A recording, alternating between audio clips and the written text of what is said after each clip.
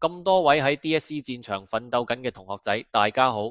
寫作卷一開考，最驚嘅唔係唔夠字寫，而係開頭嗰10分鐘坐咗喺度唔知點算。阿 Sir 今日就攞住呢份2025年模擬題藏喺泥土中嘅寶物做案例，教大家點樣用10分鐘速成法搞掂審題、選材同大綱。我哋分2篇講稿，分別用2個唔同嘅取材方向嚟示範。第一步，審題。拆解關鍵字，審題唔係眼望望，係要拆解象徵意義。藏指隱藏、埋藏，寶物係唔可以一眼睇到，需要開採或者發掘。泥土實寫係覆蓋物，虛寫係象徵孕育或者保護寶物嘅環境。寶物唔一定要真係金銀珠寶，可以係人類賦予嘅價值，例如初心、美德。第二步，選材由假入真。我哋參考來源中嘅第5級示例，細個送俾爺爺嘅假鑽石，點解揀呢樣？因為佢有強烈對比，物件本身係假嘅，幾蚊貨色，但背後代表嘅童心同善良，至係真嘅寶物。第3步，撰寫大綱，起承轉合。開端寫，我喺春日歲日下，用鐵鏟喺老樹下挖出一個鐵盒。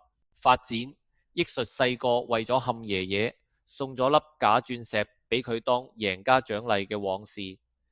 高潮同埋體悟，成年後挖返粒鑽石，爺爺話我聽呢粒石提醒佢要保持乾淨透亮嘅本心，即使商場如戰場，都要守住善良。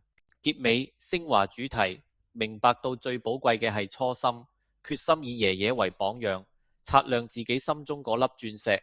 跟住係校園情懷篇，重返母校時間廊。第一步，審題，理清預設情景。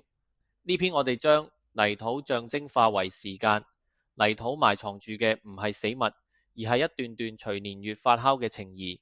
第二步，選材，精選3個片段，我哋可以揀3樣嘢嚟代表唔同嘅寶物。一周記簿，代表清潔嘅愛情同回憶嘅傳承。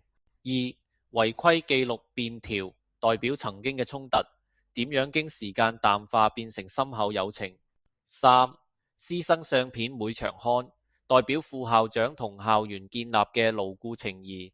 第3步，撰寫大綱，以物件串聯情感。開端，喺社交媒體見到時間廊重見天日嘅動態，勾起重返舊校嘅念頭。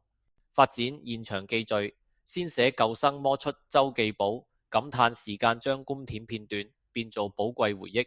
再發展，寫另一位舊生執起違規便條，發現時間係特效藥，將不快淡忘，令友情更順口。體悟，副校長分享佢嘅文件夾，體悟到真正嘅寶物係長年累月建立嘅牢固情誼。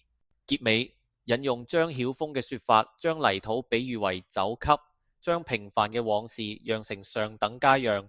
10分鐘審題選材，關鍵在於你對寶物嘅定義有幾深。來源教我哋，寶物可以係個人嘅心愛玩具、家庭遺物，甚至係對社會有用嘅石油。只要你將物件同泥土，即係時間同埋環境掛鈎，再帶出深刻嘅人生態度，5星星其實離你唔遠。